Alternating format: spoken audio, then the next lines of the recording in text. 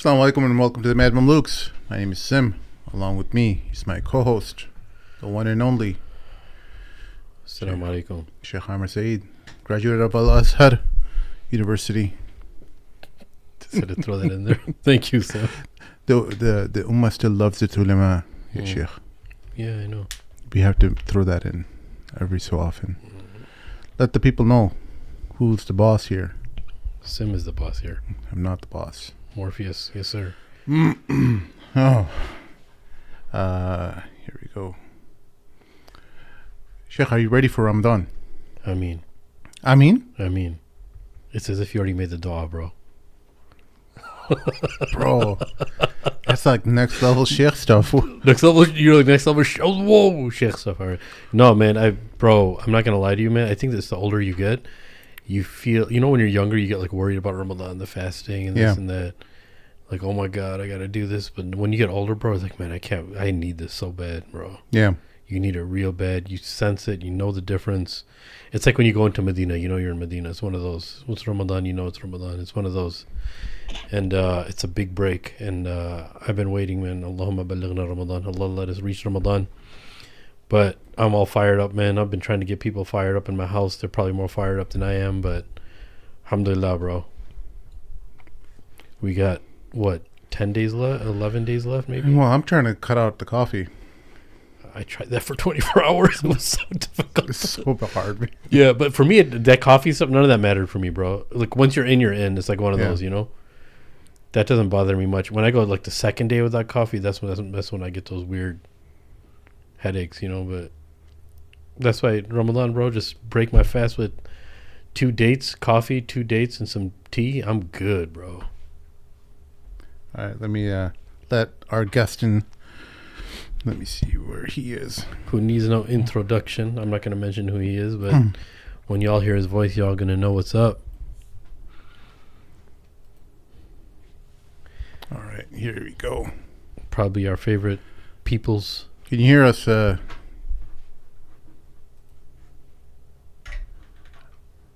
We can't hear you.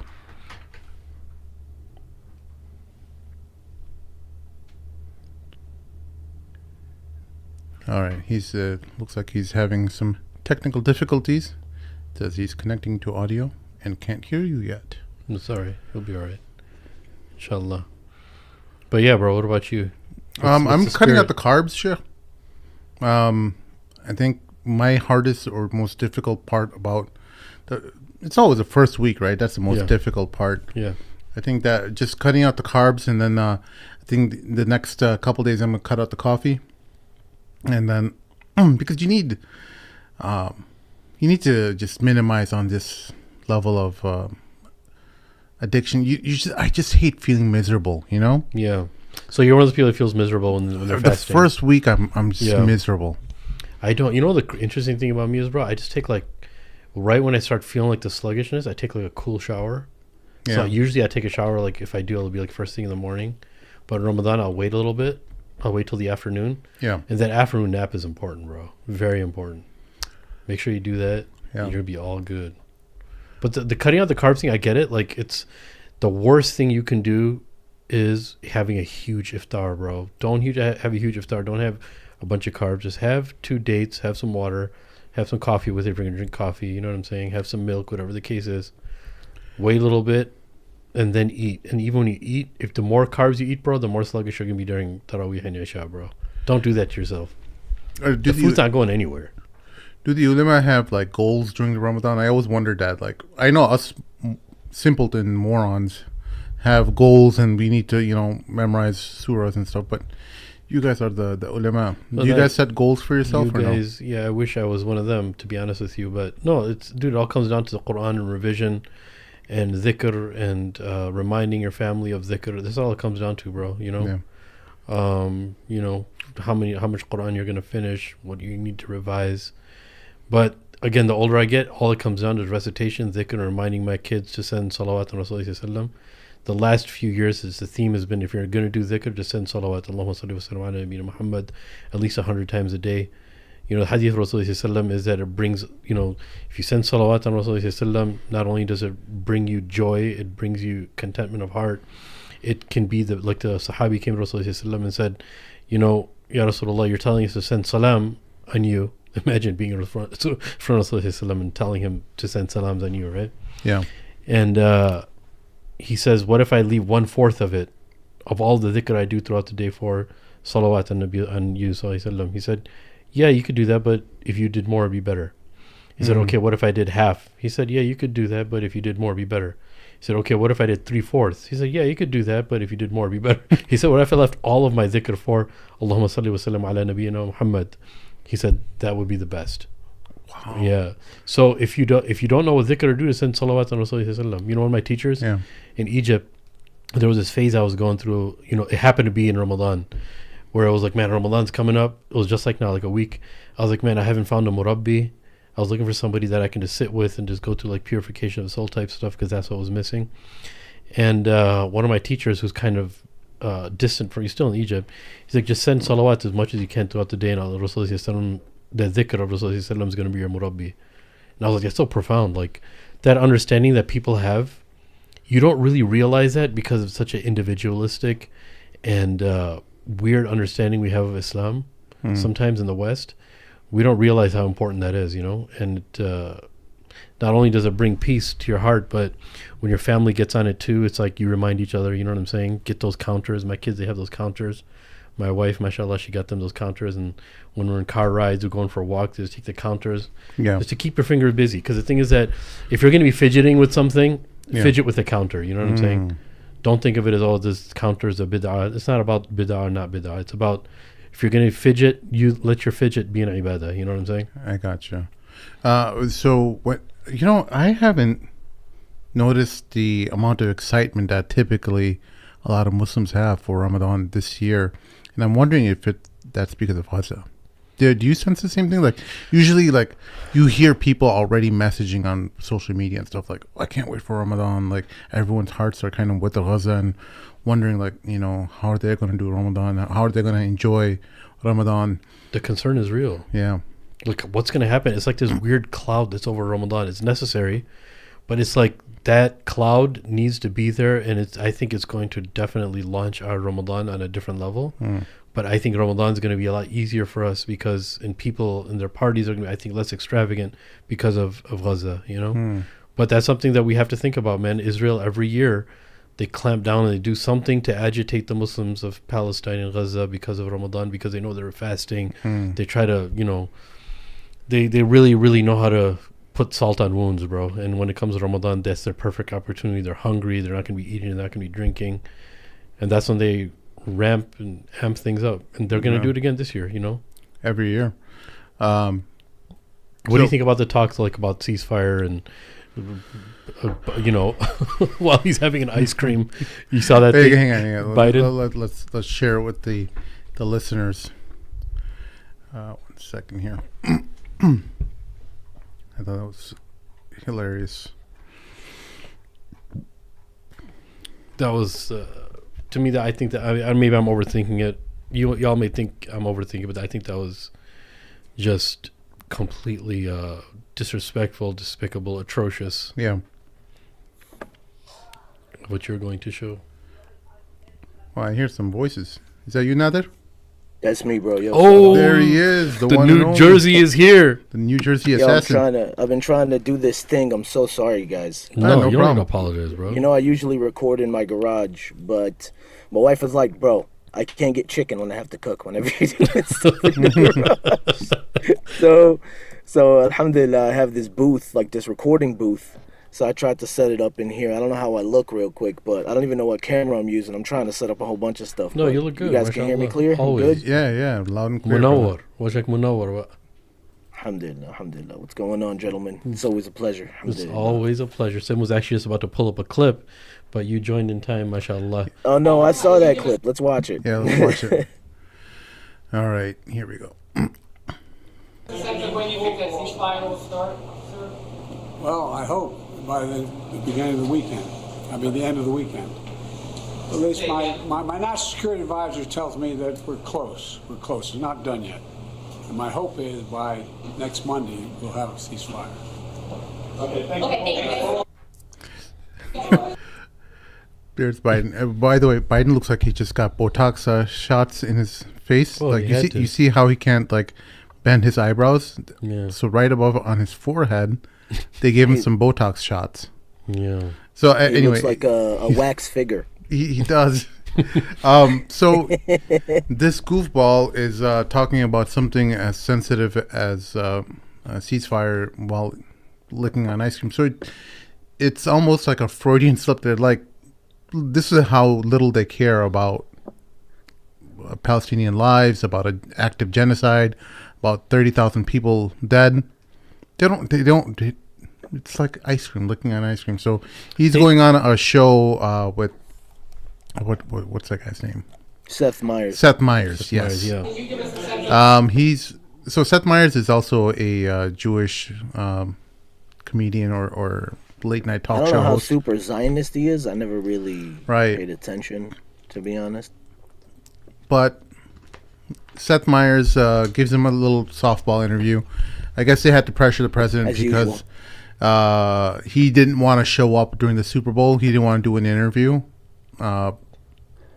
Well, he had to pressure the president because he doesn't want protesters up in his audience going ceasefire now while he's trying to do his monologue. That's true. That's why. Great observation. And well, it's interesting that he said it because traditionally, before the rules have been changed with Trump and everything, when an American president says something, you're not going to embarrass him. It's going to happen. So if his national security advisor did indeed tell Biden that he expects it by Monday, it should happen. Now, I don't anticipate, even if it does happen by Monday, that a ceasefire is announced. It's not going to be a permanent ceasefire. It's going to be a temporary ceasefire that they're going to negotiate for Ramadan, where they give hostages to Israel, and they get. I think what if I was Hamas, I would probably do half. Give up half the hostages, and then the remainder hostages to use as a bargaining chip in the future. So I'm thinking it'll be structured in more of a staggered way, where they release a portion of the hostages during or before the month of Ramadan, and then see if Israel holds up to their agreement, and then because wouldn't make sense for you to give up your only bargaining piece, right? So one question, maybe even you and Nether can shed light on this. How much of a bargaining chip, do you think actually the hostages are now at this point? How much it seems to be that Israel needs those hostages to be there because they want to continue with the destruction that they have, because if there are no hostages, then they don't have an excuse. It seems to be that the hostages are hoping that Hamas doesn't hand over hostages for optics on the world arena because they need to do what they need to do. And this is just me. There's a few other brothers who were talking about it. I was like, that's an interesting take. No, they need the hostages back because Netanyahu is under pressure by the families of the hostages. Yes, they do come in handy for him to continue his bombing campaign, but that's not like I don't anticipate if the Hamas gave up the hostages tomorrow, all of them, that their bombing campaign would end. It wouldn't end. It just wouldn't end. No way. So that's stupid to think that, or be naive enough to think that because Hamas is holding on to these hostages that they're continuing the bombing campaign. That's not how it works. It's not as simple as that. Yeah. But I think that they tried. Allah embarrasses and humiliates people how He wants. And believers can see it. Biden, they tried to make it look like he's up and about and make it look like a nice casual thing. Him eating ice cream, having an interview. Yeah. But then it happened to be he had to talk about a ceasefire while he's licking his ice cream, and that just makes it look much worse. That makes it look much worse because it's so sensitive. Like you said, it's atrocious. I personally think, as a Muslim, we see that as something that's atrocious. It's embarrassing. It's despicable. It's completely disrespectful. Having a nice old ice cream and talking about a ceasefire where over 30,000 people are dead now, I'm wondering like why he chose that timing, because the Michigan primaries were set to begin the following day. So, did he want to just announce it to kind of soften the blow? Maybe if anyone was on the fence in Michigan. For anyone who doesn't know, Michigan is the primary the main state that is. Yo, guys, I'm going crazy, like trying to see if you guys can hear me or not. I was muted the whole time. No, now we can hear you. We can hear you now. Am I too loud, bro? Yo, well, I'm trying to do this thing and it's annoying, man. I'm good though, right? I'm not like overbearing. No, not at all. No, you're good, bro. Okay, good. Alhamdulillah. My bad, guys. My bad. Go ahead. Oh, yo, did you see the? We were talking about the Michigan primaries. I was so proud that they pulled that off. You know what I mean? The fact that, and it's funny because, and I know Sammy Hamdi was on this show, and we hung out with him, and he said it. He was like, we can't just let Genocide Joe, you know what I mean, do his thing, and just let him get away with it. And alhamdulillah, Michigan stepped up over 100,000 uncommitted votes. Yeah. So for people who don't understand how that works, you can go to the polls and vote for either candidate, right? But there's a check mark there where you say uncommitted, or a box where you can check mark saying that you're an uncommitted voter. And so what happened was 100 or a sizable portion, I don't know the exact number, but a large percentage of these voters signed up that same day to vote, and they went in and just voted uncommitted. So this is them leveraging their pressure on Biden and letting them know that, hey, you're going to lose potentially 100,000 votes. That's huge in a presidential election. Usually these battleground states that like Michigan, Ohio, Pennsylvania, these battleground states sometimes win by like the smallest margins, 30 to 50,000. So 100,000 is huge. It almost guarantees you're going to lose in a close state like Michigan. So it's very important. Biden and them are really worried about Michigan. They really want to make sure that they pull it together, so that they pull together a ceasefire and hope that people forget and forgive and forget by the time the national elections roll around. This is not going anywhere, though. Yeah, but I don't think Netanyahu cares so much about Biden, because he knows that whichever president is coming into office, it's going to be his lapdog. He doesn't care. He doesn't care. So Netanyahu doesn't care. And then the thing is the minute things slow down, the minute things stop, what's going to happen is he's going to be out. He's going to be thrown out. Right? Well, at least that's the talking point. Well, I don't know if that's legit. You hear that from people, but it doesn't seem like they're not opposed to him in terms of the ceasefire or anything like that. They're opposed to him because of his own corruption and how he handled the intelligence that was coming in for October 11th. That he basically ignored it. That he was, and before that, he was trying to curtail the powers of their highest court, their version of the Supreme Court, and stripping them of their ability to have additional or their judicial powers that they usually have. So,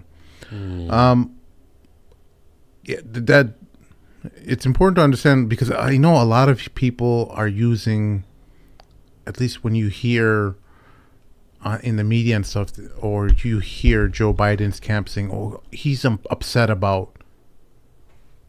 He's upset at Bibi Netanyahu. Oh, I'm so sick of that. And you're like, he's not upset. I'm so sick of hearing that, bro. He's upset. Even if he's saying he's upset, it doesn't mean that Netanyahu's the one who's the entire cabinet over there. They're all just as worse as Netanyahu. Here's the thing. They play this game of, oh, he's so upset, and he's like, I'm done with this conversation, and he hung up on him, and here's these multi-million dollars worth of bombs and fighter jets. You know what I mean? Yeah. It's like, I'm sorry, the alhamdulillah, the public isn't that stupid anymore. Yeah. You know what I mean? Yeah. Alhamdulillah, this has been able to be exposed, right, through social media, through all this stuff. Look at I'm sure you're going to talk about this if you haven't already, but the dude that set himself on fire, bro. Yeah. You know what I mean? Yep. That's insane. Yep. Like, that's insane. Like, think about it this way, right? And I was talking to, I'm in Texas, and we have a lot of homeschool friends, and they're all white. And they don't understand it, right? They're like, oh, man-made war and all this other garbage that they say, not knowing what the hell they're talking about. Yeah. And one of them is like uber American guy, right? Like super, America's always right, everyone else is wrong, blah, blah, blah. And he's like, man, what's up with that white guy that burned himself for this? I was like, well, think about the trauma he's probably been through. Think about how many people he's murdered, how much blood he has on his hands from being an Air Force guy. And he was like, no more. You know what I mean? Yeah. So what do I have to do so people can pay attention to this? So he literally goes in front of the Israeli embassy and sets himself on fire. Yeah, but right? check this out. Like, sorry to cut you off, but look at, they were some of the Air Force, and he was from amongst them, who's going to be deployed the next day or in the next 2 days. Yeah, there's reports coming in that he was part, or he had intelligence or was privy to intelligence that indicates that he knew about American soldiers who have been operating in the tunnels of Gaza. Yeah.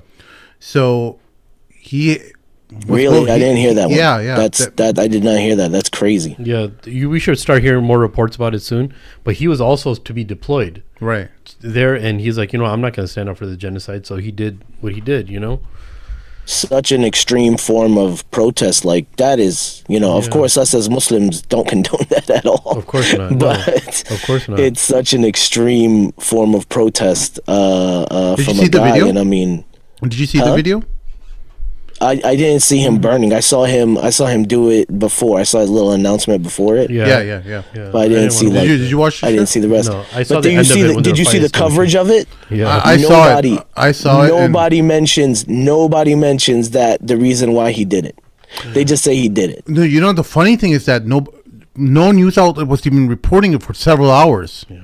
It was like Al Jazeera and a few others who were really talking about it. But New York Times, and then I'm like, what's going on? Like, how is it that nobody wants to talk about this? Apparently, this was the second immolation that happened. One happened previously in Atlanta in front of a Israeli embassy. Yeah. So I didn't even know about nobody that even one, knew really? about that. That was in like January or something. And they need to suppress no one as even much as they know. can, bro. They're intentionally suppressing important news stories like this. Yeah. Yeah. And this kind of a news story must send shockwaves through everyone. Active duty personnel in the Air Force? Yeah. Heck yeah, dude. Who's to be deployed within the next few days. Yeah. And this is his protest? Like, he burns himself? I mean, man, I wish I could see you that video. Did you... That video, like, it was so terrifying to watch because I've never seen something like that before where someone is... literally setting themselves on fire. It's really depressing. Allah Jahannam, bro. Say Ameen. Well, I'm sorry. What did you mean? I said, Allahumma inni a'udhu bika min Jahannam. Yeah, protect us from Jahannam. Ameen, man. The guy, he was... What an example. Like, just show that to kids, scare the hell out of them. You want that? You want that? He was shouting "Free Palestine" while he was burning. He was burning. Yeah, it was insane. Yeah. You know the dilemma is that just the sound. When I heard about it, I didn't want to watch it because I've seen one video before. It's just really depressing, like super. I'm talking about 3-day unforgettable, depressing, thinking about it at night type stuff. Just the fact that it's so disturbing that someone could bring themselves to do that. And a lot of times people, when they do that, I don't think they realize how bad it's going to be. And you're never going to know because when they die from it, it's really bad if you survive it. Yeah. So when he first was put out, when they put out the fire, they took him to the hospital, he was still alive. Yeah. And part of me was like hoping, like, I hope the guy dies because... he's never going to be the same ever. It's incredibly painful. You're going to be covered with scars. Forever. I was like, man, it's probably just best that you go out because it's anyone who's worked in those kind of trauma area or burn victim units and stuff like that. They have all kinds of horror stories that they'll tell you, like, this is not a pretty sight. They are in so much pain. Yeah, for the rest of their lives, man. And just constantly getting skin grafts and stuff like that. It's just so I was like kind of like I'm kind of glad you just went out. No, I know what you mean by you know, yeah. I don't know if that's politically correct to say or not, but Bro, it's just insane, man. You want everyone's it's life. crazy. When I first heard it, I'm like, the guy must. I hope. I don't know. I was trying to decide like, this better not be some crazy person, because then they would just point. They tried out, to say it in the beginning, right? Because they would say, "Oh, look, these crazy Palestine supporters burning themselves and stuff." But he was thoughtful. He was articulate. He explained why he was doing it. I wanted to play the video, but then I'm like, no, you know what? I've seen the video, and I think most people have shared the video enough that I don't wanna share it anymore. It breaks my heart. I really wish I knew him. You know, I really wish I could just talk to him. Like, hey, dude, we could work together and serve Palestine in some other way. You know, protest. If you want to protest Palestine, become Muslim, bro. No, become Muslim, but that's what a lot of people are doing too. A lot of people are coming to Islam because they want to know what gives these people in Gaza such resolve. You know what I mean? They want to know what keeps them going, what makes them say Alhamdulillah as they pull their daughter from the rubble. Yeah. You know, they want to know. And it's crazy because you go on, you see on TikTok, they got these Quran book clubs where they read the Quran together. Wow. It's crazy. Yeah, man. Wallah al-Azim, man. Like, so many people, every time these guys act up, every time they try to hurt a substantial amount of Muslims, Allah just shows how they plan, and Allah plans, and Allah's the best of planners. Yeah. No, we were talking about that recently on one of the episodes that, there's all these people that are dying and they're shaheed, and Allah subhanahu wa ta'ala can replace people however he wants. And it happens to be the place that's responsible for and aiding Israel the most. It happens to be that the converts or the reverts are in number of more than 30,000 of the casualties that were in Palestine now, up to ever since October 7th. So it's here's a video of a TikToker who is Jewish, and she's like, and the Zionists are really upset with her, like, how dare she, self-hating Jew, etc. Of course they're going to do that. Etc. etc. etc. So right? So she's really upset. As the days go by, I just get more and more angry. That doesn't even cut it. Like, that word, the feelings that I have towards my own community, towards the Jewish community. God, it makes me feel. I was on the train yesterday on the way to JFK to get on the plane, and there was a group of Orthodox Jews in front of me, and my first thought was, I wonder if they are in support of this imperialist colonizer settler state that is Israel, and I wonder if they're in support of this occupation and this genocide. And then I immediately I want to just, like, stay the fuck away from me. Get away from me. Yeah. So the Zionists jumped on this, trolling her. Of course they did. Trolling They her, probably said she was a plant, right? All kinds of stuff, just snide remarks. Talking about how she's a coward, and that she can't. She's a coward. She's not a coward. That's bravery beyond belief. That she's a neo-Nazi. It's all kinds of stuff. It's the insult or the slur of anti-Semitic has no meaning anymore. Yeah. Zero. Yeah. Zero. Did you guys see that skit from Dave Chappelle when he talked about this in a roundabout way? When he was talking about the aliens? Yeah.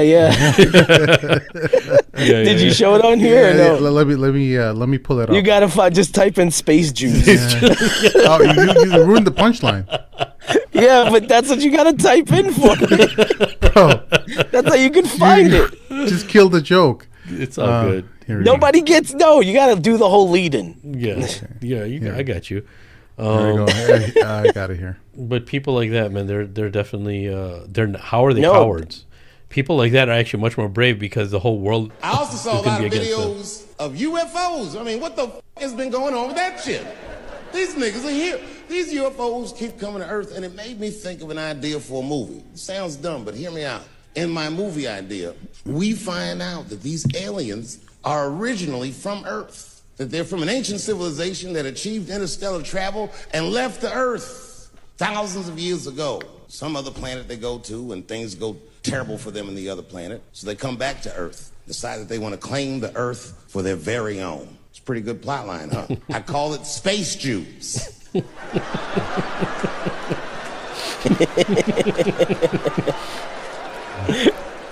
Oh god, Space Jews. it's great. It's great. And only Chappelle can get away with that. There's Exactly. no way like anyone else could Yeah. say that He has his way. and get away with it because he's the GOAT. He's the greatest comedian of Yeah. all time. Yes. What you gonna do? You gonna boycott him? You can't. Get out of here. Yeah, you can't boycott. You know what I mean? It's impossible. Get out of here. when I It's first ridiculous. saw that, I was like, I thought the same thing. Excuse me. I was like, only he can pull this off, bro. And the amount of money he walked away from, that's one of the main reasons why people respect him. On top of that, he's funny and he's super creative. Mm-hmm. You know, Bro, when you walk away from money, it shows you can't be controlled. 50 million. Yeah. You can't. How be much did he controlled. walk away from? 50 million, mil, right? Yeah. Yep. 50 mil, bro. Yeah, like that's- he straight up said, "No, I'm good. Yep. Yeah. No, I'm good." There's a lot of comedians out there that are doing some really, really funny stuff. There was one guy who was I think he was an Indian or Pakistani guy, and he was like, "So what side are you on?" And someone was like, "Israel, Palestine." He's like, "No, India, Pakistan," right? to set it up. And he was like, "Yeah, no, Israel, Palestine, Israel, Palestine."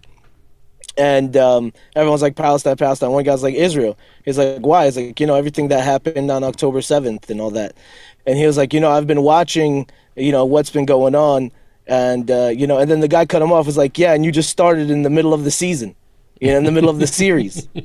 He was like, "I was watching Game of Thrones, and if I stopped in the middle of the series, I'd be like, oh, that guy Joffrey's pretty cool, huh?" Did you hear about this thing about Israelis getting medical treatment in advance or even organs before Americans can get it? I Like, did not hear that get one, no. they get moved to the top of the list for organ transplants and stuff. Did you hear about the, hang the on, Girl let me- Scout troop? In Israel. Let me share this 1 second. Okay, do that. Or if they need an organ donation, they can receive American organ donation. Come to the U.S. and receive our organs. Okay, this is actually insane. I don't think people realize how connected the US and Israel are. Not only does the US give Israel billions of dollars every year that helps fund their free healthcare, meanwhile Americans do not receive free healthcare in the US. But that was just a travel nurse who worked on an organ donation floor in the US, and she said that what she learned through her experience working on that floor was that Israelis can come to the US for free and receive any medical procedure if the hospital in the US is better or offers something that they can't get in Israel, or if they need an organ donation, they can receive American organ donations, and they can come to the US and everything's paid for. Their flights paid for, their hospital stay, their medical procedure, everything is free.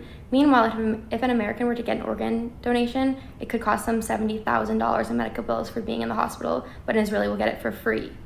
Wow. And she also said at any given time, this floor would be half Israelis at this hospital. And she thinks that Israelis might be fast-tracked because she talked to one patient who had a heart and a lung transplant, and within a week of being in the US, she was getting her donation. Wow. Meanwhile, Americans could be on this list for years to wait for a match or wait to get a transplant. This is just insane. It's crazy to me that Americans are struggling to pay for healthcare, but Israelis can come and get medical procedures for free. How does that make any sense? When Americans are paying their taxes and that money is going towards their healthcare system as well as Israel's healthcare system, how can Israelis get free healthcare in Israel and the US? How does that make any sense? Can you imagine before the October point. 7th, the people knew about this much about what's actually happening? Dude, October 7th blew the cover on everything that's happening. Bro. Everything. And there's more. Everything. Yeah. Everything. It's insane how it's clear, right? The thing is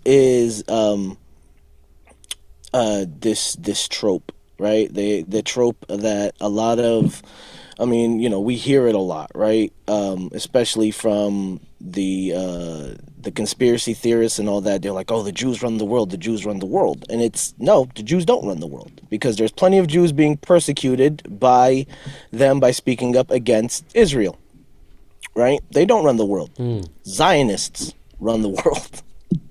That's who run the world. Yes, sir. Because you don't have to be a Jew to be a Zionist.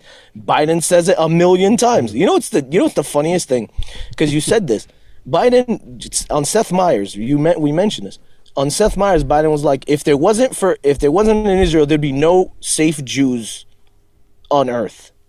Right? What a ridiculous Bro, there's thing to say. there's 7.6 million Jews in the United States. You telling me they're safer there than they are here? Like, what kind of leader of a country is that? Yeah. You know what I mean? Every time I hear that, I think that's so insane. It's asinine, bro.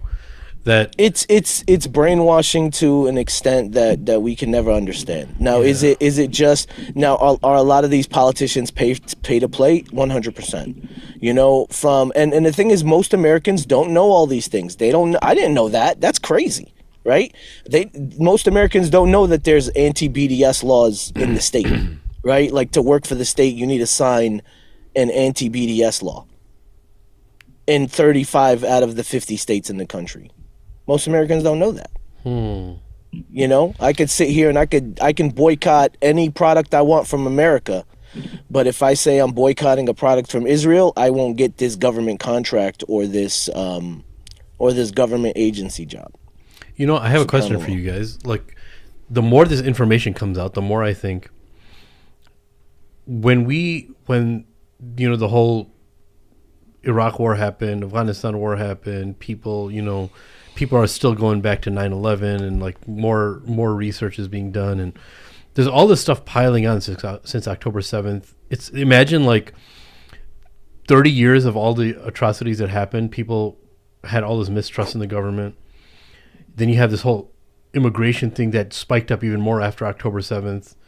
And then you have October 7th and stuff like this, like Oregon, all that stuff that appeared even about Israel and America in the world after October 7th. Like, what type of mistrust do you think, let's give it like beginning of 2025. What is the level of mistrust you think the American public is going to have? Not just for America, but the entire world. And what is that going to do? Like, I see this corrosion on a whole different level. She said, like, they get this, these organs before Americans. Americans have to pay $50,000 to $70,000 and wait months. And just think about the immigration issue that's happening now too, where all these migrants are coming in illegally at a crazy level and getting slapped on the wrist for, for crimes that they've committed, and they're getting like health care and like housing and free housing. And I'm saying, I don't know the degree of how valid and how much that's been blown out of proportion, but Americans are seeing all this. There's too much propaganda to follow, right? Yeah, there's so much propaganda to follow, but Americans are seeing all of this, and it's all piling on an astronomical level compared to how it did in the years in the past. After October 7th, this stuff is just piling on more and more on so many different levels. Yeah. It's like, bro, what the heck is about to happen? Because America's losing the PR war. Israel's losing the PR war. That's what made the bread and butter. Like 30% of the success was PR internationally, and all of that is just collapsing. It's like, what the hell's about to happen, bro? Yeah, and that's why you're seeing. Well, did you see the amount of Super Bowl ads and all kinds of new ads that you're getting on your feed on social media? So that about these Israel, yeah, all kinds of different propaganda that's coming out on everyone's feed about Israel, about how great it is. Everybody knows it's propaganda now. Yeah. That's the thing. I'm not going to say everybody, right? Because there are still people that are living in their own bubble. They don't know what the hell's really going on. Most people, generally, the general public that is not politically savvy, really don't know what the hell is going on, really don't understand, right? Yeah. They really don't. And I can tell you this because one of my friends was talking to me. He was like, yeah, the Hamas should just give up, man. I was like, what the hell are you talking about? You know what I mean? I was like, what are you talking about? I was like, well, they're terrorists. Like, man, I'm going to throw you out a window, man. You know what I'm saying? It's like, you've known me for years. And you're really coming to me with this BS that that is this BS propaganda that we hear over and over and over again. Yeah. You really believe it. I was like, and you're one of those guys that hated COVID and didn't believe anything from COVID, but you believe this. Yeah. Very It's true. ridiculous. No, and speaking of propaganda, bro, like think about it. Even, I mean, the New York Times has been dwindling for quite some time now, but the level of hypocrisy and the level of people are asking, that you need to prove yourself on this case of, the Israeli reporter Anat Schwartz that was, busted by, first it started off by, I think, a guy named Isha Krishna Swami or something. He started doing research on this New York Times reporter that was liking on Twitter and X about all the slaughtering and turning, Gaza into a genocidal slaughterhouse and all that kind of house. All this stuff. Yeah, flattening it out and making it into this and that, because they're supposed to be, nonpartisan. They're supposed to be neutral. Yeah, and they were like, okay, so then they started researching into it. They found out that she's the IDF operative, and she started working with the New York Times in November, and she's the one who promoted this whole 40 beheaded babies and the raping of the women and babies in ovens. Yeah. None of that actually happened. None of it. None of it happened. No proof. But this is the problem. Here When we you, go. me, Here's and Shaz, we were talking about this? Yeah. So many people already believe it now that the story, it doesn't matter if you blow the cover anymore because it's reached too far already. Yeah. It's gone too far. It's already, the thing is, most people will just read the headline, right? And they'll make the huge deal of the headline, but the correction is on the 50th page, is buried in the middle of a report. It's never the headline. Yep. And maybe even 50 years later. But this is the thing, bro. This is the whole point here. People, maybe not everybody, but I would say a good chunk of the public that was not informed is seriously informed now. Right? Oh, yes. They're seriously informed. They seriously know what's going on. They understand that they're constantly being propagandized to. They understand that that there is an extreme double standard here, right? They know that, and that's why after the Michigan vote, there now other states are talking about it. Minnesota, which is a really big Somali community. Yeah. You know what I mean? Yeah. They better step up and show out. Like, I'm in Texas, right? We're going red no matter what. It's gonna happen, right? You guys, I don't know how Chicago is. Chicago always goes blue. Chicago blue. Illinois is always blue. It's always blue. So, like us, our vote really doesn't matter, right? It's these swing states that really determines what's going on, right? That's what really determines how the pendulum will swing. And in this case, man, people are just they're refusing to buy it. They're refusing to buy what the Democrats are selling, right? Yeah. The Republicans, I don't know, man. I don't know what the hell's gonna happen with them, but the Democrats, like this needs to be made very clear. The reason why Joe Biden will lose this election is because he refused to stop the genocide. He refused. And by the time he does, it's going to be too late. Yeah. It's going to be too late. And most people see through the BS, right? Most people around my age and younger, they see through it.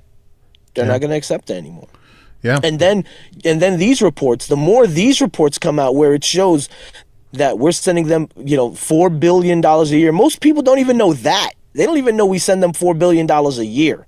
Let alone they get these organ donors ahead of Americans. They have universal health care there. You know what I mean? It's like they have so many more advantages than your average American. And the way I put it to general Americans that really don't know about it, it's like, look, forget about the whole Israel-Palestine thing, right? I get it. You don't care. You're an American. Okay, wouldn't you want that $4 billion to go towards housing, towards your healthcare, towards homelessness, towards fixing up these beat up roads? You know what I mean? Like, there's so many more things that we could spend $4 billion a year on other than, the new Nazis. You know what I mean?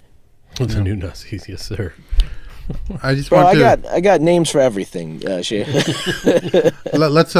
go ahead and read the story because we talked about it, so people believe Sure. us. The New York Times is investigating Israeli freelancer Anat Schwartz after she repeatedly liked multiple X posts that indicate a pro-Israel bias, including one that called for the Gaza Strip to be turned into a slaughterhouse. We are aware that a freelance journalist in Israel who has worked with the Times has liked several social media posts. Times spokesperson Danielle Rhodes said in a statement, "Those likes are unacceptable violations of our company policy. We are currently reviewing the matter." So going back to the whole 40 beheaded babies and stuff, that story was pushed out by this guy right here. By the Anat Schwartz guy? No, Anat Schwartz, her, and just This two guy. other, yeah, this guy. Do you remember this guy?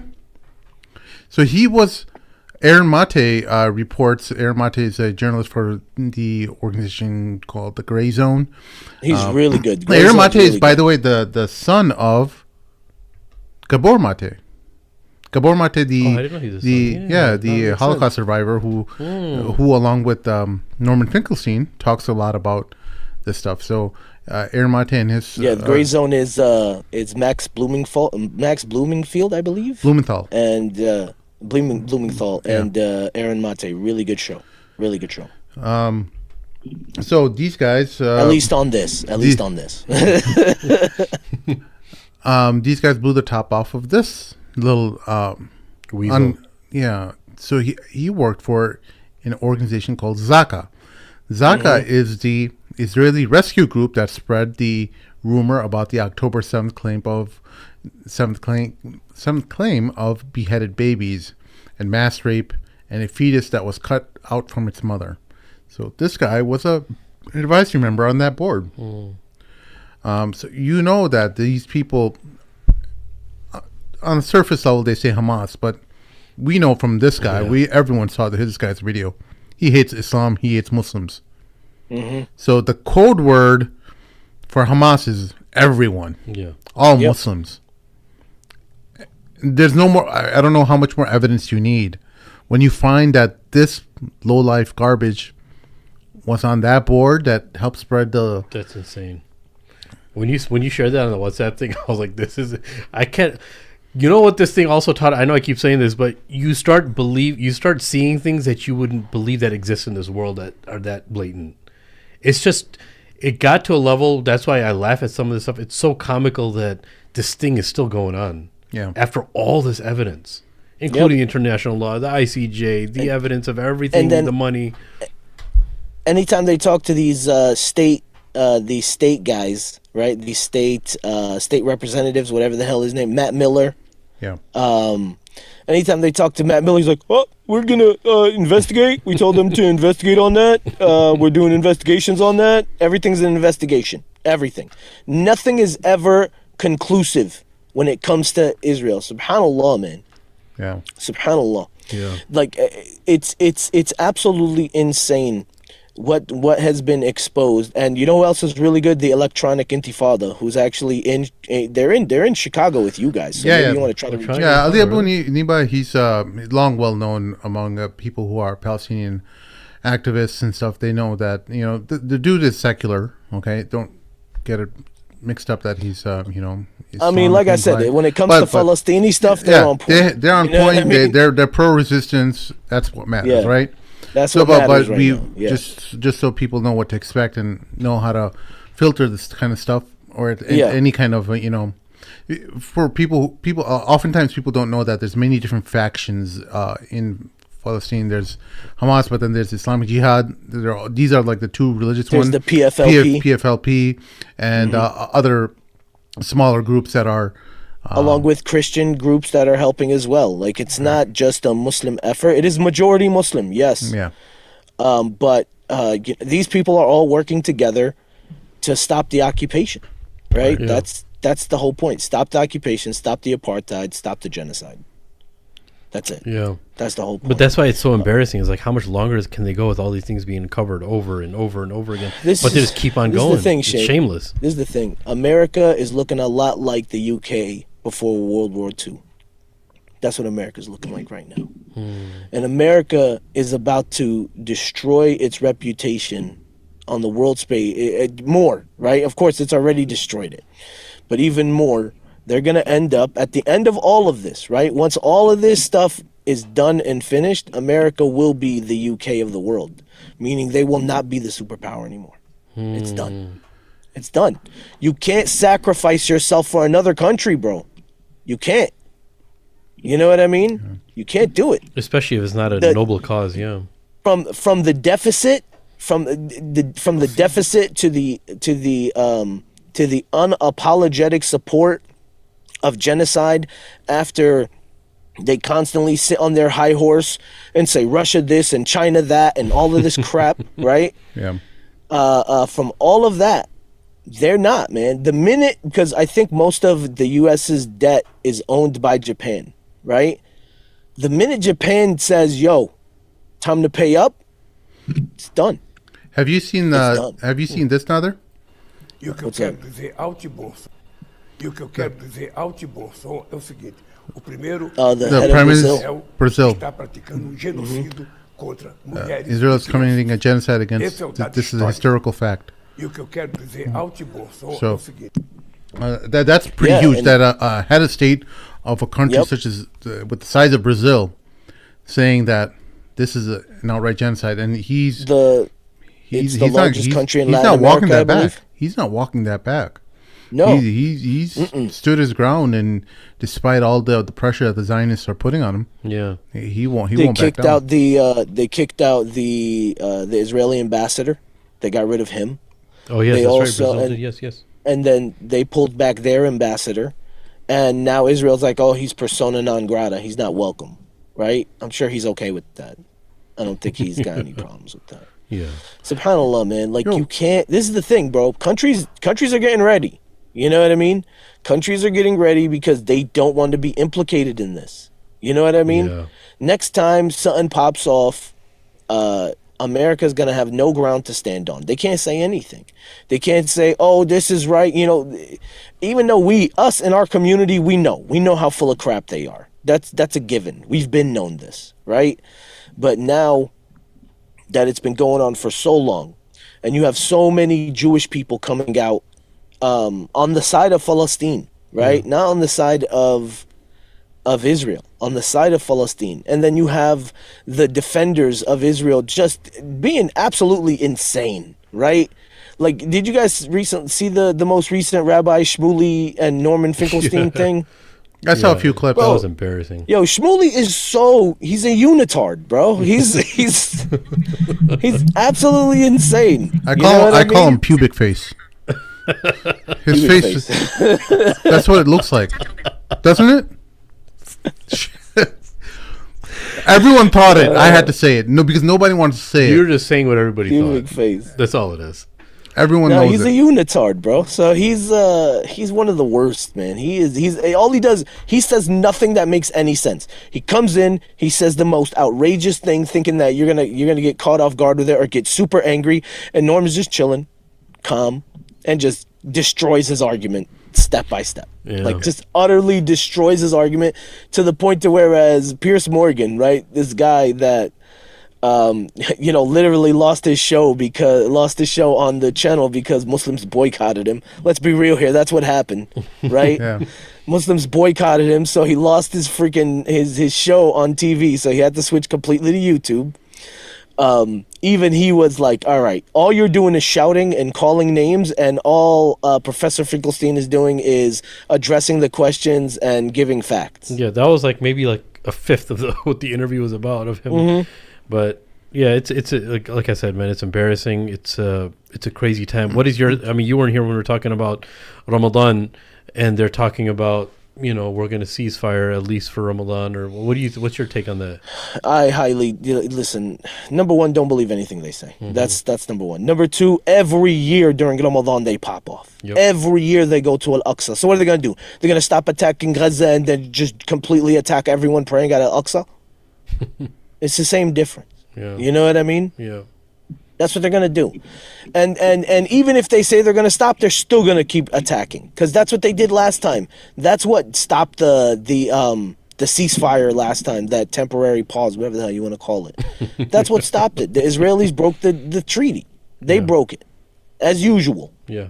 Yeah. And that's what's gonna happen this Ramadan. Unfortunately, that's what's gonna happen. And subhanallah, guys, it's sad and it's hard. You know, me being from Palestine, me being from the West Bank, you ask, like, you know, when is it going to be over? When is it going to be over? When's this going to be good? When are we going to be all right? You know what I mean? I've been nagging my wife, like, yo, I want to go to Palestine. I want to go to Palestine because my wife is Puerto Rican. And she's like, nah, bro, you're going to go there and something's going to happen to you. Right? Yeah. And now this all happened. It's just like, you see, you know what I mean? It can happen at any time. And it's like, when is it going to end? Well, it's right. The Israelis want it to end when they push out all of the people of Gaza into the Sinai. That's not gonna happen. And if they push out, you guys have seen the clips of that little enclave that's being set up right outside of Rafah. Yeah. You saw that. If they push out, this is the thing, right? If they push out all these people into that area, man, Allahu A'lam, man. I don't see. I really do see World War III happening, bro. I really do see it happening. And if it happens, I don't know what's the norm we're gonna have left over after it. What I'm thinking is that this Israeli operation that Netanyahu's planning, I'm thinking they want to destroy the border between Gaza and the Sinai. And I think they want to make sure that the Palestinians start fleeing into the Sinai. I think that's what this operation is really about. Netanyahu's very sneaky. Since it's open for them, they'll just run in pretty much. Right. That's what you're saying. Right. I think he wants the Egyptian soldiers to all leave the border, the Rafah crossing border.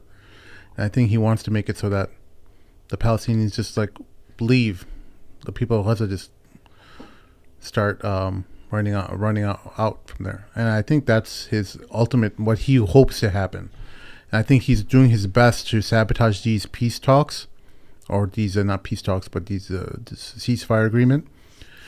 Either way, one, it'll be like the deal will be so lopsided in favor of them, and then if it doesn't work out, it'll be like, oh, Hamas rejected the deal.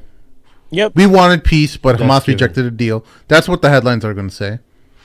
And I mean, the headlines will never go in our favor, but the like I said, the beauty of it all is that people are going to outlets that are more, that are very clear about what's going on. Things like Democracy Now!, The Gray Zone. Democracy Now!, Gray Zone. The Hill is doing pretty decent. Brianna at The Hill. Yeah. Not The Hill. Breaking Points. That's Crystal. Good. She's great too. Yeah, Sagar and Crystal are decent. Brianna's pretty good at The Hill. Yeah, she's at The Hill. So I have a question for you about, because I was thinking about that too, as far as a Rafah crossing, but breaking the border and destroying the border in the Sinai. Yeah. What do you think that means for Egyptians and what their expectations, Sisi, because he obviously has a put up face, right? It's one thing if they do a few bombings here and there, and I thought about that too. It's like, why wouldn't he actually attack the border crossing and relieve the service people there and allow people to go into Sinai? But wouldn't that have an import of Egyptians coming into Israel? What'll happen effectively if they do manage to pull it off? They'll make it like Egypt unwillingly had to take them because the Israelis attacked the border, right? I think this is. I don't have any, not even an ounce of Husna Dan's any kind of good opinion of Sisi to think that he's actually interested in the well-being of Palestinians. I think if anything, he just wants to make sure he doesn't look bad on this. Yeah. So what they would probably do is work out in the background some kind of agreement where we're going to make it look like you had no control over this. You had to accept them, and we'll give you a lot of money. Well, he wants his debt forgiven, right, by all of his debtors. So that's what he's hoping to do. Well, not just that. I'm thinking it'll be that and much more, right? Because they're gonna have to set up infrastructure and stuff. You don't want to incur new debt by like setting up infrastructure for 1 million plus people would be insane, right? But the thing is, man, if that happens, if that happens and the Muslim world does nothing, bro, I don't know. I really don't know what's next. This is such a crazy time because this is going to be a differentiating factor. Like, this is it. Because the Palestinians are on the brink of extinction and, like, literally an ethnic cleansing that's taking place because there's no coming back from this. Like, if you do come back from this, meaning when this finishes, like, there's going to be, if you think this is Hamas 1.0, bro, and Islamic Jihad 1.0, you better get ready for 5.0, like, 0 to 60 and 0 to 100 like real fast. It doesn't make sense. It's gonna skip all those different versions, bro. It's gonna go straight to 5.0. I find it funny. I'm like, okay, so you move all the people of Gaza into the Sinai and then you settle in Gaza. That still makes the Palestinians your neighbors. You do realize that, right? They still will be able to launch rockets. That's why they're trying to kill as much as they can, bro. And debilitate and destroy infrastructure and just give them this feeling that we never want to go back to that place again because it's just so much bad memory, you know? I mean, have you seen the attacks from Hamas on the Israeli military? Oh, yeah. On the diaper force. The diaper force. Yeah. You know, the Israeli diper force. You never heard that one, Shay? No, I did. I just haven't heard it in a month, so you brought it back. But yeah, man, like these guys from Hamas, bro, they are so on point when it comes to that. I'm sorry, man. They are so good when it comes to military attacks. And they'll say, like, they have videos out in the open, right, where there's no people, right? They're in the north. They're in the central of Gaza, where there's no people. They're like, come get us. We're right here. You keep saying we're hiding behind people, but we're right here waiting for you. Yeah. You know what I mean? Yeah. And they've been preparing. They stay in their position until they show up. They can be there for a month. They're in their position, ready to go. It's really crazy, and the fact that these cowards, they're cowards, they're pathetic, they're weak, they are the epitome of Sharrul Bariya. You know what I mean? The worst of creation. That's what they are. These the IDF, the Israeli political people, and just most. I'm not gonna lie to you, man. Most of the everyone that is down with just genociding people, just the worst of creation. Yes, absolute sir. worst. Agreed. Because us as Muslims, bro, this is the thing. We come from at a place of we know what's right, we know what's wrong. We speak up against wrong, even if it's against ourselves, right? We're here to defend them. They don't care. They will straight up smile and nod and accept it and say, "Oh, they deserve it. Yep. They deserve it." And then let videos leak of, "Oh, we can't find any babies. Looking for babies." Bro, they are. Wallah al-Azim, they're so brazen, and this is the thing, man. They're getting away with it. Yeah. Even if the ICJ turns around and says, "Yep, they're committing a genocide," like what's gonna happen? Exactly. You know what I mean? Yeah. The U.S. is gonna protect them, and it has to, what's gonna have to happen is China or one of these bigger countries, they're gonna need to step up and say, "All right, we're done. We're not just gonna boycott Israel, but we're boycotting you." You know what I mean? We're shutting down all operations, and all exports and all imports. Like that, what do you guys think needs to get done to really get this across, right? Because if we really don't see a huge change in tone and in procedure, and not just tone is stupid, right? These guys keep saying, "Oh, yeah, we're talking to them and we're waiting," "Oh, don't you do that, Netanyahu, don't you do it." You know what I mean? Tone is stupid, but we're going to actually see change in policy. If this over 100,000 uncommitted vote doesn't do it, what do you think will make the change? I the only thing that state actors understand is the threat of war, and I don't see any way out for the Palestinians or the Muslim Ummah at large, but having a military presence, some kind of a state actor, some Muslim country saying that, hey, we're not going to take it anymore. All these countries are ready to make deals with Israel. Now Biden's saying on national television, like, oh, Saudi Arabia wants to make deals with Israel, and Jordan does, and Turkey does, and everyone wants to make deals with them. Dude, MBS is waiting for all this to finish so he can continue with the deals, bro. Yeah. It's all optics. It's all theatrics for his people in the Muslim world because he kind of wants to look like a hero. Saudi has always been like this thing for the Ummah, quote unquote, in the last 100 years of being like the champions of the Muslims, and the problem last is 40 years, 50 years. I want, champions of the Muslims, but then they're the reason why we have no more khilafah. No, you're right. No, look, you're right. They're not the only ones. There's enough Muslims who are okay with this. It's not a lot. I'm not saying the people that matter. You mean? There's enough Muslims that are indifferent to this, especially in the merchant class.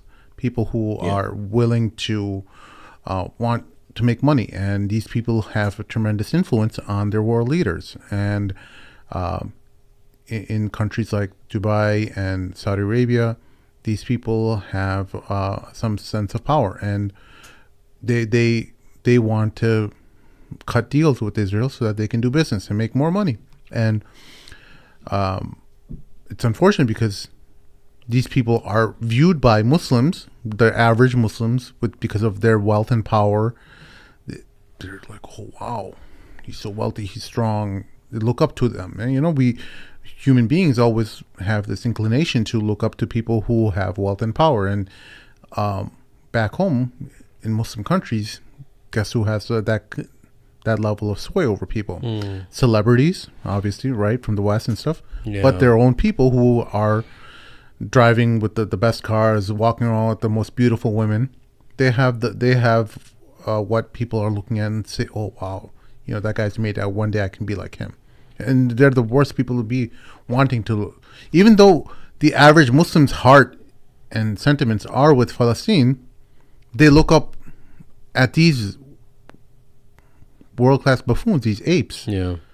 Who, and that's unfortunate because these people are the ultimate drivers of policy. They drive the policies of MBS, so it goes back to the question, like, what do you think? Like, do you think that's it? It's going to be war or nothing? That's the only way this is going to be resolved is war. Yeah, ultimately state. No, it depends. Well, sorry to cut you off. It depends what you mean by resolved, right? I don't mean to like nitpick, but like, how are we gonna, like, khalas, man, like, we're done. Even if it's legitimate, like a sovereign Palestinian state. You know what I mean? Yeah. What's it gonna take to get us there? They're not gonna. No, they have this vision of, how the Americans had this vision of manifest destiny, where they want to see end to end, from ocean to ocean, the entire country as the United States. Israelis have a similar vision too with the West Bank and Gaza. They don't want like these areas to be grayed out on their map as not actually part of Israel. They want that whole thing as a unified block of Israel, at least on a short-term level. Maybe they have other ambitions 50 to 100 years from now. The river to the sea and all that. Yeah. So, at least in the short-term future, they're looking at the West Bank, the people of Palestine in the West Bank and Gaza getting the heck out. They don't want to absorb those populations. They could actually just annex everything and just make it Israel. Yeah. And say, well, that's the thing, but they don't want that. They don't want that because then they have to absorb. The population's going to be even, and then they're going to get screwed. Right. Exactly. And that was one of the things that the founding members of Israel had talked about, that we don't want, we have to be the majority of our country. So this is my secret plan, or my secret idea for the Arabs who live in Israel, the Palestinian people who are part of the 48. The 48. Keep having kids faster than them. The average Israeli does it, maybe two kids per family. You guys have very 6. westernized. So you got to have at least 4. 4 is the minimum. Yeah.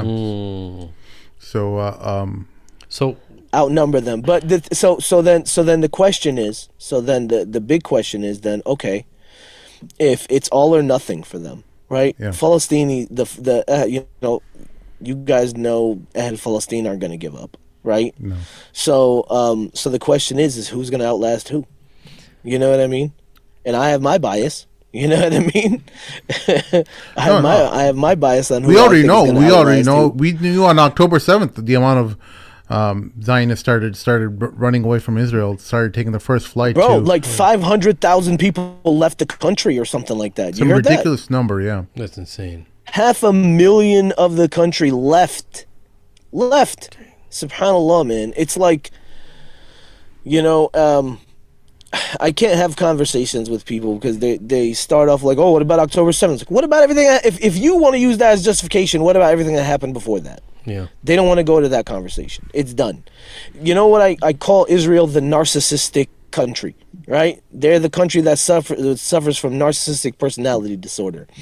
They meet all the criteria. If you'd like for me to elaborate, Please. They do. Do projection. By the way, you were right. There were about 500,000 Israelis who did leave. Who left? Yeah. Left? Yeah. Like Allahu Akbar and Allahu Alam if they ever come back. And if they don't come back, guess what? They don't have the, the majority is going, right? Yeah. That's They don't have. biggest They don't fear. have the appetite for war. That's the thing. Like the Israelis have a whole. Oh, sorry. I'm sorry. Yeah, Is that hold on. My phone is Oh. talking. My bad, man. No, it's not. Hashtag blind people problems. Just keep talking. So, no, But, what the Israelis have proved is that they have, without a doubt, incredible air power because of all the bombs that the Americans provide them, right? That's what they've proven. You have an incredible might, but you have no stomach for a ground war. You have no stomach none. for They're any cowards. kind of ground assault or invasion because we've seen, at least from the Qassam Brigade videos, that you're getting slaughtered. It's obvious because you can't even hold on to any of the territories that you've occupied in northern Gaza. Yeah. It's not even a competition, bro. They're getting rocked. You know what I mean? Yeah. They are getting rocked. It's like seeing Habib in the ring again. You know what I mean? In the octagon again.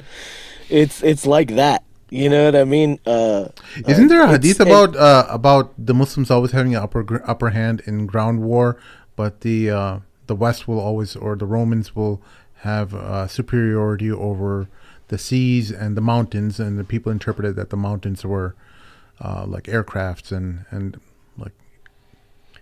You know what the funny thing is? I never heard that. I think I did, and I think the person who told me about this a few years ago was your brother. I think, Yeah. and he told me to look it up, and I never did. Oh. But it's something that was so crazy. Because I've Anyway, heard I it. just Look it remembered. up, Sheikh. Look I've it up heard right it from now. a few Confirm. people. Confirm it But for us. I just sent you a video. Sheikh, I have an online copy of Al Maktaba Al Shamila. I sent you a video. I want you to. I know it seems a little weird. It's not that long. It's a video about tech. I don't know if you guys saw that. University of Texas. It was amazing. I know exactly what you're talking about. I don't want to give away too much. And this is to answer your question, what you're saying of what's going to happen next, or what is to happen, or who's going to outlast who. And I'll tell you which angle I'm coming from after I saw this. This is my daughter. This one? Oh wait. No, it's the latest one I sent to you. Okay. You, me, and sorry, Morgs. there's an ad here. 1 second.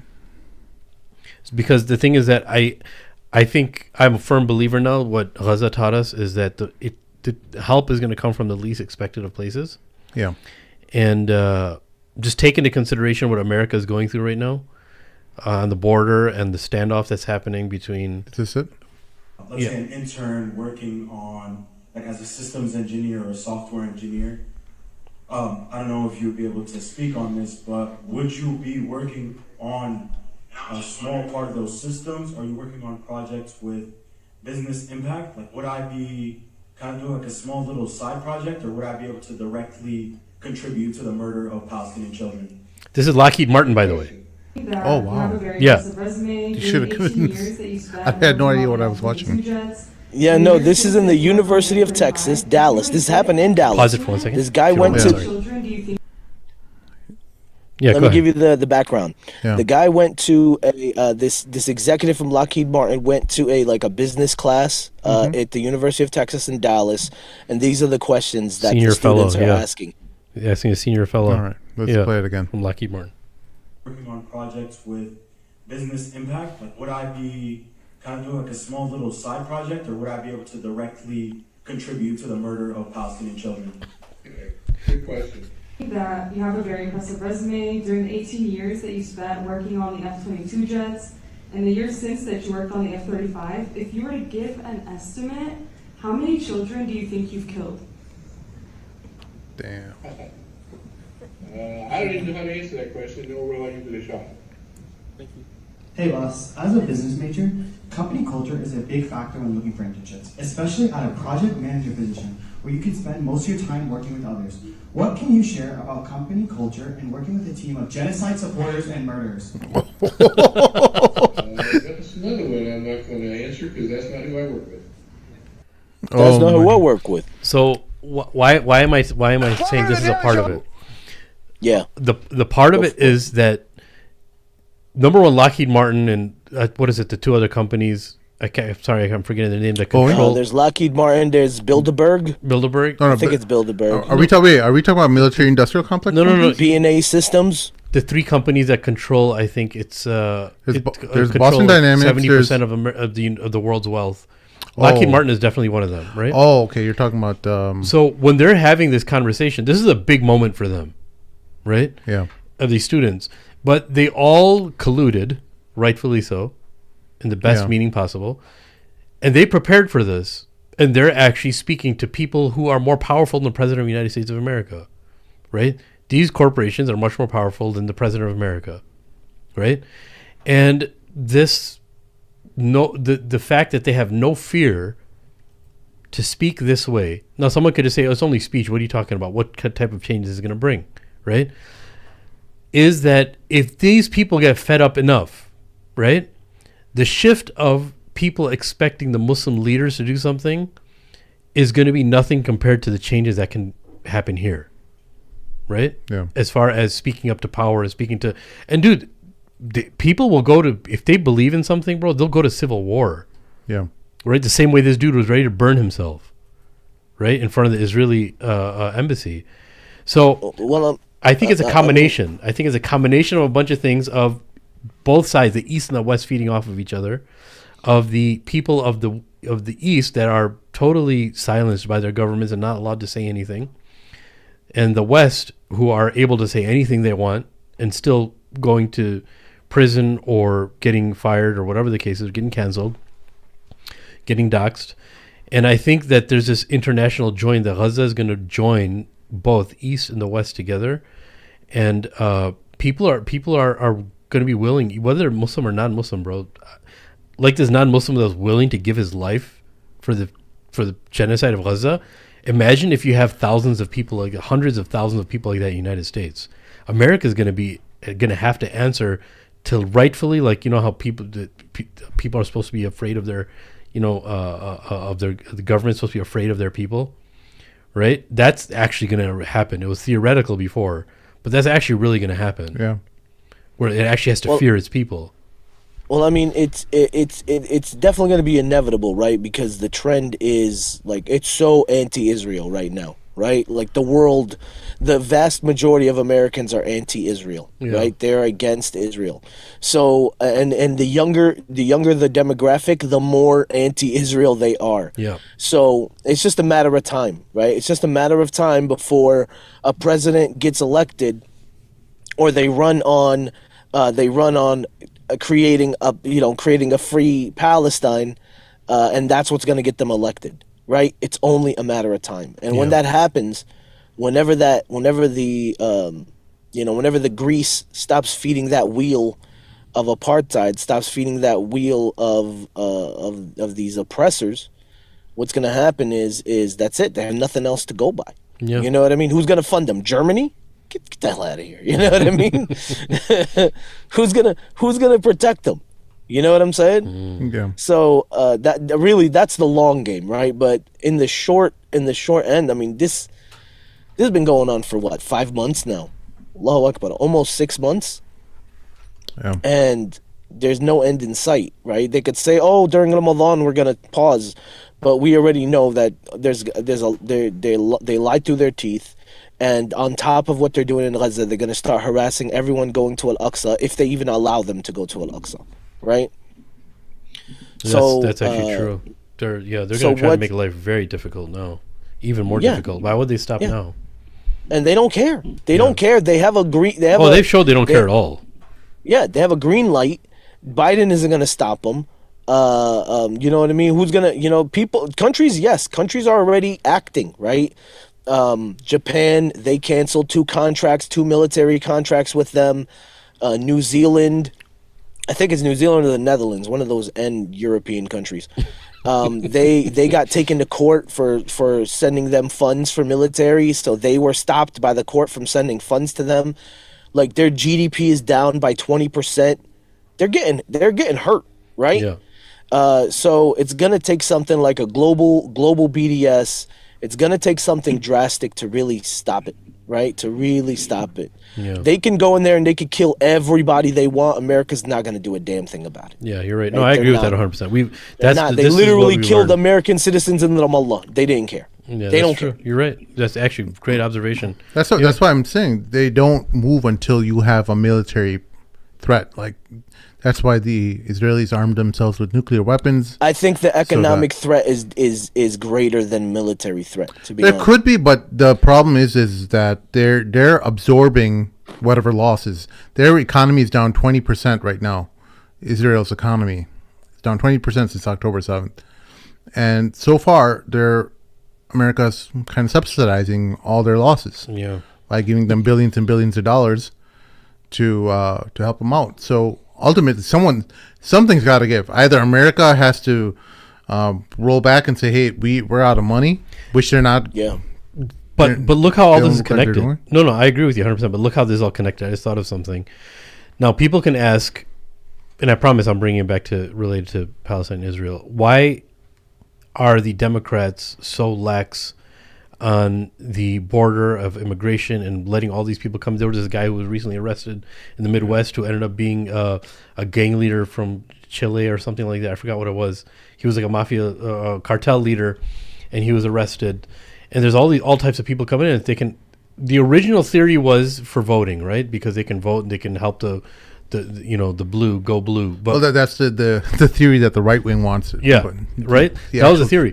But what? Because they can't vote if they're not citizens. Yeah, no, but they found certain loopholes around that, but that's not even the real issue. The real issue is you have another theory, and I want you guys to tell me what you think about this. That enlisting in the military and the army is one of the all-time lows in the United States, right? Yeah, and if you are going to enlist and you're undocumented. Mm-hmm.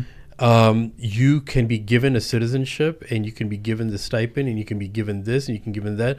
So there's this whole incentive for undocumented immigrants to come in and enlist in the army because nobody's enlisting. Correct. Right. You're onto something. But right? what's the root? What's the root of that? It is things that Americans don't want to do. Exactly. Right. The whole economy, the right wing knows about this, and the left wing knows about this. Yeah. There are many jobs all across the country, whether you're working at a farm, picking fruits and stuff under hot weather, that Americans don't want to do. Yep. The teenagers don't want to do. You could pay them whatever amount of money. They don't want to do it. It's just manual labor, and the country's gotten soft. Yeah. And in order to make sure that you have what's effectively a modern form of slavery, you allow a whole lot of undocumented workers in. You don't have any kind of obligations to them.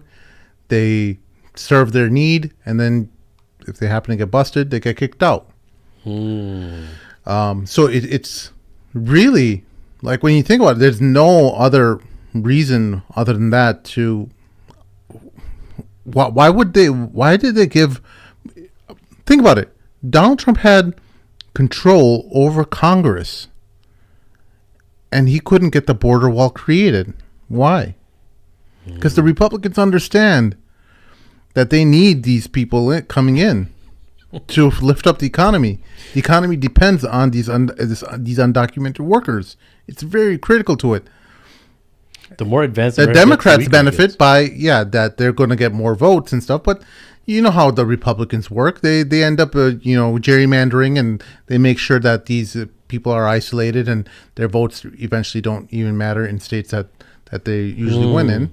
So it's such a corrupt system. Right? Like it's corrupt at every level. The whole thing is rigged. The whole thing is rigged, and they give you this false illusion of a choice. And people why don't you vote? Because it doesn't matter. It That's doesn't why. matter. Doesn't matter. It's a uniparty system, bro. It's a uniparty system. They're both working hand in hand, and they put on these theatrics that we're really against you, and I'm being left is bad and being right. Yeah, they'll throw in some things about abortion and stuff to spice things up, but in effect, what happened with the abortion thing? Most of the states still have abortion perfectly legal. Yeah. Right? There's only I think a couple states that have limitations on it. But anyway, like it didn't really make a difference for anyone who wants an abortion. Even if someone is in a state that doesn't allow abortions, they can move out of state and what get a nice that way to procedure done. keep people busy. It's Yeah, such just a keep beautiful people way busy. to keep you busy. Worry about these little things. Genius. Don't worry about how much money we're stealing from you. You keep worrying about all the things that doesn't work. Going. Yeah, keep the tribalism going. Keep talking about the stupid things that really doesn't matter. Just like you said, right? Don't worry about the billions of dollars that we spend on countries outside of here, while your roads are jacked up, while you can't afford school, while you can't afford food. You can't afford food. Yeah. You know what I mean? You can't afford food. But we could send, billions of dollars to Ukraine and billions of dollars to Israel. Yeah. And it's all good. Yeah. And accept it. And if you don't accept it, you're a bigot, you're horrible, you're an anti-Semite, you're a terrorist, whatever the hell names they want to call you. It's ridiculous. It's absolutely ridiculous. Yeah. I wish there was actually someone that would go in and be like, yeah, no, we're America, all we're going to deal with is America. That's it. If it's not, you know what I mean? Like, well, that's what Donald Trump was supposed to be, but he's not. But he wasn't. He's not. He played the same games as everybody else. It's the same thing, and people don't understand that. Like he knew what to say to people to rile them up. That's all it was. The whole border he knows thing. Exactly what the to whole say. border he's wall stupid. thing. If I was him, I'd be like, yeah, Palestine, yeah, Muslims, let's do it. No, he knew the right people to rile up, especially on the border. He knew that, like you were talking about the wall. How big of an issue was the wall? Everybody talked about it before his presidency, throughout his presidency, and people still kind of talk about it. Yeah. That's how much of an effect just the words is I'm putting up a wall had, and how long it kept people busy. It got them riling like they were cheering for a football team, and nothing happened. Yeah. And in the background, what were they doing? He was making Jerusalem the capital of Israel, and he was doing the Abraham Accords, and you know what I mean? And they were gerrymandering all of these states so that it doesn't matter where you live. The votes are going to go to whatever party you want it to go to. And that's what it is, man. That's what's happening. You know what I mean? Yeah, man. That's the society we live in. There is no... I can't stand these people that are like, yeah, America is the greatest country in the world. Like, when? Since when? You know what I mean? Since when, bro? Since when? No, America allows a certain class to live very conveniently, very luxuriously, very comfortably. That's true. I mean, look, as a disabled person, I can't live anywhere else. I'm going to be real with you. No, you're right. I can't. You're right. Right? I can't. So it is what it is. Yeah, you're right. But if I wasn't disabled, man, trust and believe, Hijra would be on the... the reason why I said that, the reason I said that is what people say it's the best country in the world. What do they actually mean when they're saying it's the best country in the world? What does that actually mean? In what sense? In what paradigm, right? That's what I was talking about as far as convenience, organization to a pretty strong degree, certain types of resources that are available to a certain class of people. It's not even available to all the class of people. Yeah, because look, how long is that going to be, man? Exactly. I mean, the middle class is dead. You know what I mean? You're either poor or you're rich. And all three of us here, we're poor. You know what I mean? We're the poors, right? Yeah. Alhamdulillah, right? Yeah. And it's only getting worse. It's only getting worse. Like I was just looking at, I watch some financial news sometimes, and I was looking at the interest rates on homes, and they're back up to 7%, bro. 7%, bro. That's insane. 7%. If that goes, they don't know when that's gonna go down. They don't know.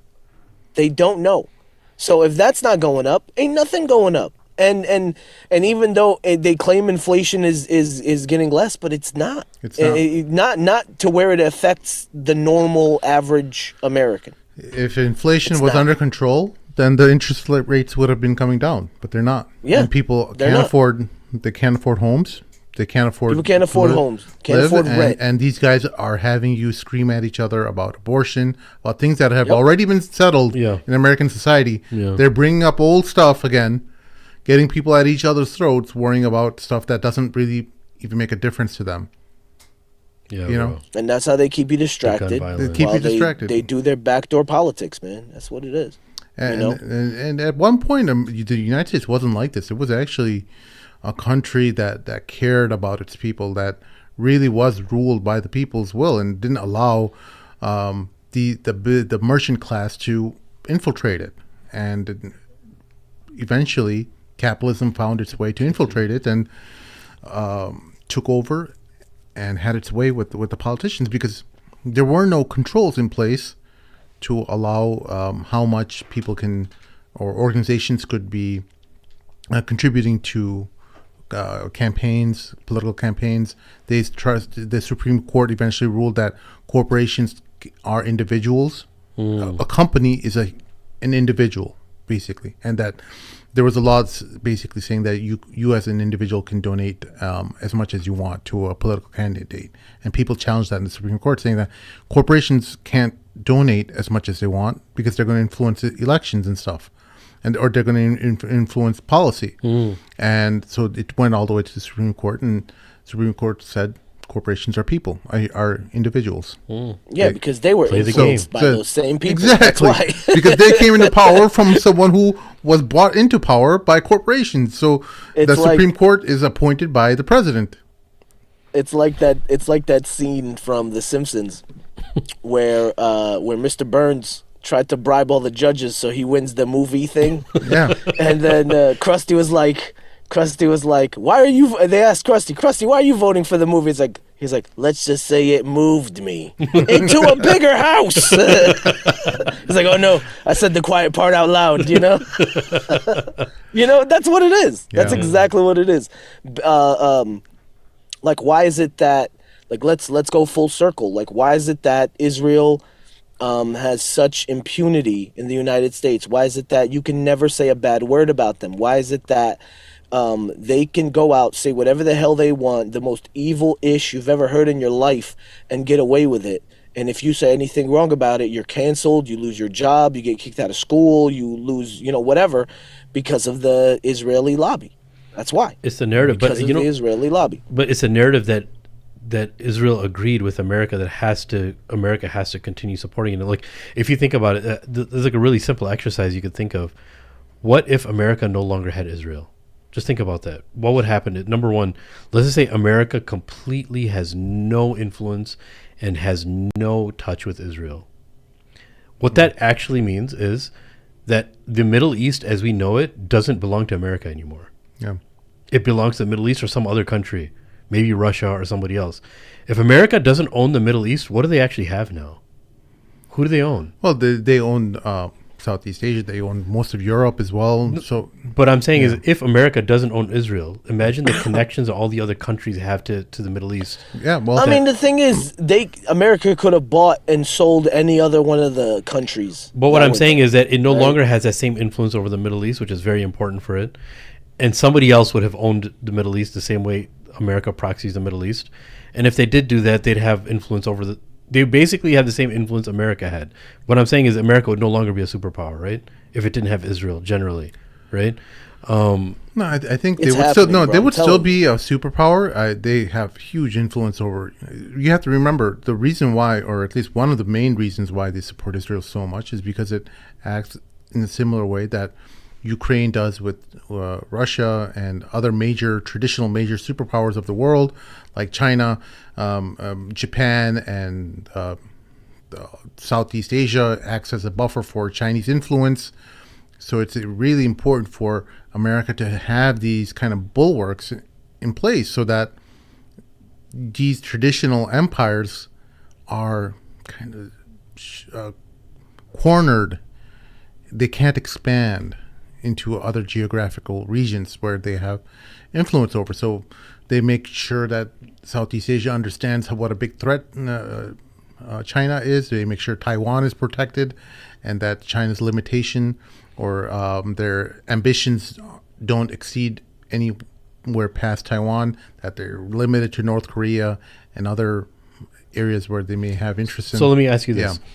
Would America support Taiwan and Ukraine the same way that it supports Israel?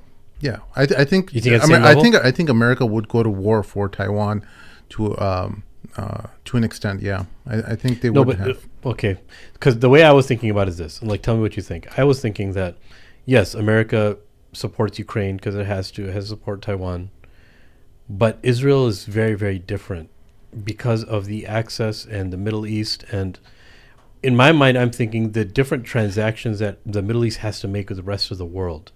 I think what happened with Israel is that they invested a lot in shaping the public opinion of the average American.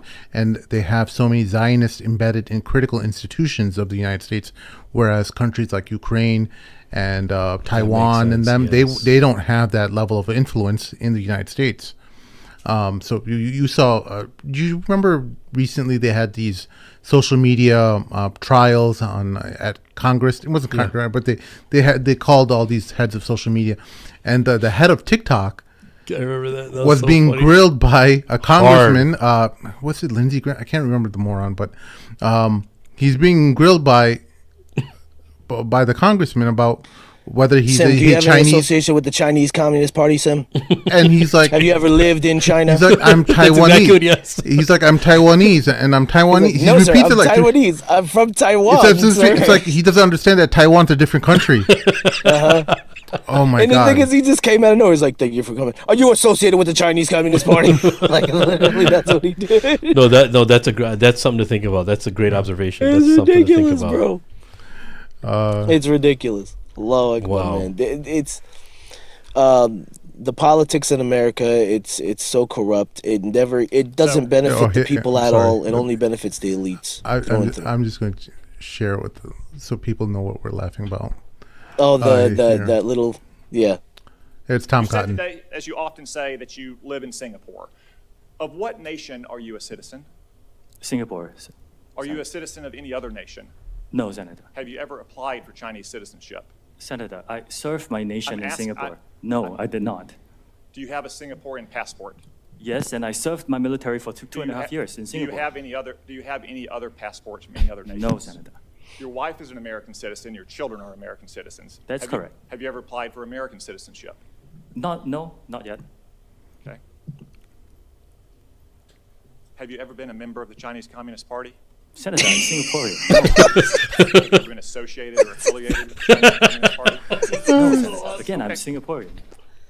Oh man, this is so epic. The second American Civil War. What's going on here? Oh, sorry. Some other advertisement came up, but yeah, that was Senator Tom Cotton. These are the nation's leaders, ladies and gentlemen. Bro, these people are ridiculous. That dude that went into Congress dressed up in an IDF uniform. What the hell is going on, man? Yeah, a bunch of clowns. If anyone else went into Congress dressed up in any other uniform, you think that'd be acceptable? Yeah. No, they're doing everything they can for shock treatment and making sure that they get their narrative. Try to do whatever they can to stubbornly stick to the narrative. Man? The politicians in this country are a joke. It's a huge joke, and the people that vote for them are even more of a joke, to be honest. Thank you. It's ridiculous, man. Yeah, it's ridiculous. How are you voting for that guy? What is he doing? Like, what is he doing? It's ridiculous. And I mean, even Rashida Tlaib, bro, even her, whenever they have votes, like, I think there was some vote, and she abstained from it. Like, she didn't even say no. She abstained. I think it was is anti-Zionism, anti-Semitism vote or something. Right. She abstained. She didn't even say no. What the hell is wrong with these people, man? There's something else that's happening in the background where they have to demonstrate to certain lobbies that they're behind Israel. and that they're playing reaffirming their vows in effect to the Israeli lobbyists. Yep, they're walking on eggshells. That's what they're doing. Well, the reason why this is a big misconception, right? Most people think it's only because they want to be funded by them. It's more so that the Israeli lobby doesn't fund their opponents. That's really what they're afraid of. Yeah. It's not just them. Even what's this douchebag's name from Pennsylvania? The disabled guy. What's his name? Are you talking about the Florida congressman's masked? Fetterman, bro. Fetterman. Okay. Fetterman. He's from Pennsylvania, I think, right? John Fetterman. Yeah. Literally contacted the Israeli lobby and said, "This is our stance on Israel-Palestine. Please put down any notes that you'd like for us to take up as our stance, and we'll be happy to do so." Also, that they don't fund his opponent. Wow. Literally, tell us what you want us to say. Tell us what you want us to believe. This guy who everyone was standing behind because he's a disabled guy, he's gotten seizures or something like that. Everyone was standing behind him. Oh, he's so great, so liberal, so this. Protesters are at his house. He goes to his roof and he's waving an Israeli flag. La'natullah alayh. Unbelievable. That's our show for this evening. Nader, thank you so much for joining us. Coming, brother. Came through big time. Bring that flavor. I want to make sure I need the hat so I could join the club. You know, the Mad Mamluks hat or something.